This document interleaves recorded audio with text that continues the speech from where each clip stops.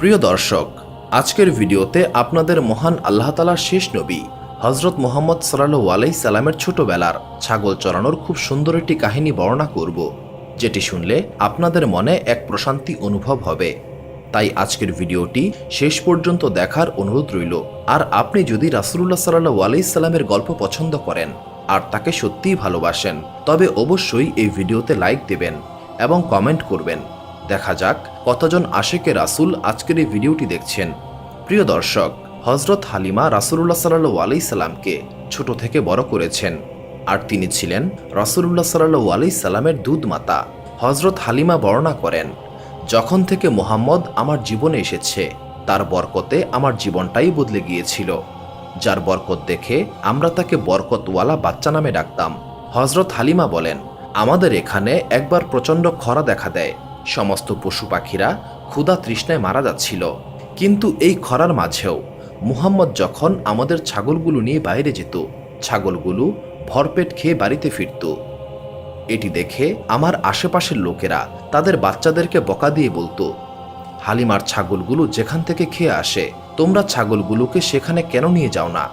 এরপর থেকে গ্রামের বাচ্চাগুলো হালিমার ছাগলগুলোর সঙ্গে তাদের ছাগলগুলো নিয়ে যেতে লাগলো এবং হালিমার ছাগলগুলোর সঙ্গেই চড়তে লাগলো।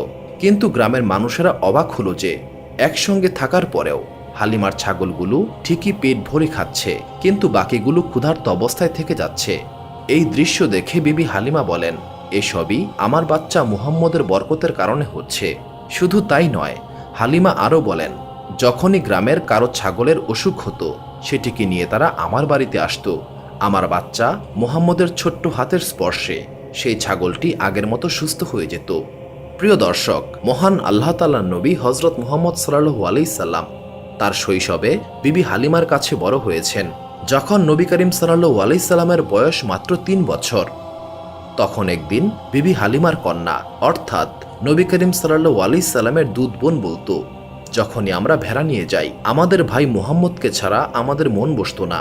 একদিন সে বিবি হালিমাকে বলল, আমি যখন ছাগল নিয়ে বাইরে যাব, তখন আমার সঙ্গে মুহাম্মদকে যেতে দিও। এটি শুনে বিবি হালিমা বললেন, মুহাম্মদ এখনো অনেক ছোট, তাহলে রোদে তার শরীর খারাপ হয়ে যাবে। দেখো তার চেহারা মোবারক কতই না সুন্দর, আমি তাকে কোনো কষ্ট দিতে পারবো না। মুহাম্মদ হচ্ছে আমার শেহজাদা, যদি জঙ্গলে গিয়ে সে ব্যথা পায়, সে এখনো অনেক ছোট, আমি তাকে তোমার সঙ্গে জঙ্গলে পাঠাতে পারি না। তখন হালিমার মেয়ে বলে, তুমি কি রোদের কথা বলছো? যতক্ষণ মুহাম্মদ আমার সঙ্গে বাইরে থাকে, ততক্ষণ আমাদের উপর এক টুকরো মেঘ সবসময় ছায়া দেয়, আর আমরা যদি তাকে নিয়ে ছাগল চড়াতে যাই, আমাদের কাজ অনেক সহজ হয়ে যায়, কারণ ছাগলগুলো এদিক সেদিক চলে যায় না। যখন এইভাবে হালিমার কন্যা বারবার আবদার করতে থাকলো, হালিমা শেষ পর্যন্ত মুহাম্মদকে তার সঙ্গে যাওয়ার অনুমতি দিলেন। এইভাবে দ্বিতীয় দিন মুহাম্মদ সাল্লাল্লাহু আলাইহি সাল্লাম তার বোনের সঙ্গে ছাগল চড়াতে বের হন, আর শুরু থেকেই এক টুকরো মেঘ তার মাথার উপর ছায়া দিচ্ছিল। আর এভাবেই কিছুদিন তিনি ছাগল চড়াতে বের হন। একদিন হযরত হালিমা নবী করিম সাল্লাল্লাহু আলাইহি সাল্লামকে ছাগল চড়াতে যেতে দিলেন না। তিনি বললেন, আজ থেকে তুমি আর ছাগল চড়াতে যাবে না, কারণ আমি আর তোমাকে কষ্ট দিতে পারি না। আমি তোমাকে অনেক ভালোবাসি, আর তুমি আমার কাছে অনেক দামি আমানত, আর এই কারণেই তুমি ছাগল চড়াতে যাবে না, তুমি এখন থেকে ঘরেই থাকবে। এইভাবে হযরত হালিমা মুহাম্মদ সাল্লাল্লাহু আলাইহি সাল্লামকে ছাগল চড়ানো থেকে থামিয়ে দিলেন, আর এইভাবে তিনি 3 দিন পর্যন্ত জঙ্গলে গেলেন না। একদিনের ঘটনা, নবী করিম সাল্লাল্লাহু আলাইহি সাল্লামের দুধ বোন কাঁদতে কাঁদতে বাড়িতে ফিরে এলো। হালিমা জিজ্ঞাসা করল, তুমি কাঁদছো কেন? উত্তরে মেয়েটি বলল, আমাদের একটি ছাগলকে নেকড়ে ধরে নিয়ে গেছে। যখন হালিমা এই কথা শুনলেন, তার চোখেও পানি চলে এলো। মা হালিমার চোখে পানি দেখে নবী করিম সাল্লাল্লাহু আলাইহি সাল্লামও কাঁদতে শুরু করলেন, কারণ ছোট থেকেই নবী করিম সাল্লাল্লাহু আলাইহি সাল্লামের মন অনেক নরম ছিল, কারো দুঃখ তার সহ্য হতো না। নবী করিম সাল্লাল্লাহু আলাইহি সাল্লাম জিজ্ঞাসা করলেন, মাতা, আপনি কাঁদছেন কেন? তখন মা হালিমা উত্তর দিলেন, আমাদের একটি ছাগলকে নেকড়ে তুলে নিয়ে গেছে। এই কথা শুনে নবী করিম সাল্লাল্লাহু আলাইহি সাল্লাম বললেন, আপনি কাঁদবেন না, আমি এখনই আমাদের সেই ছাগলটিকে ফেরত নিয়ে আসছি। এই কথা শুনে হালিমা বললেন, তুমি জঙ্গলে যেও না, নেকড়ে অনেক ভয়ানক হয়, সে তোমার ক্ষতি করতে পারে। মা হালিমার মানা করা সত্ত্বেও নবী করিম সাল্লাল্লাহু আলাইহি সাল্লাম বললেন, আমি এখনই জঙ্গলে গিয়ে সেই ছাগলটিকে ফেরত নিয়ে আসছি, আপনি আল্লাহ তাআলার উপর ভরসা রাখুন। এরপর আল্লাহ নবী হজরত মুহাম্মদ সাল্লাল্লাহু আলাইহি সাল্লাম সেই ছাগলটির খোঁজে জঙ্গলে গেলেন এবং জঙ্গলে গিয়ে বলতে লাগলেন, সবাই শোনো, আমার মাতার ভেড়া কে নিয়েছে। এই কথা শুনেই সমস্ত পশু পাখি তার সামনে জড়ো হয়ে গেল আর তাকে মাথা ঝুঁকিয়ে সালাম দিতে লাগলো। তখন নবী করিম সাল্লাল্লাহু আলাইহি সাল্লাম বললেন, হে জঙ্গলের পশুরা, আমার ছাগলটিকে ফিরিয়ে দাও। নবীজির এই এক কথাতেই জঙ্গলের সমস্ত পশুরা তার ছাগলটিকে খুঁজে নিয়ে আসে। তখন সেই ছাগলটি বলল, হে আল্লাহ তাআলার নবী, আপনার উপর আমার জান কুরবান।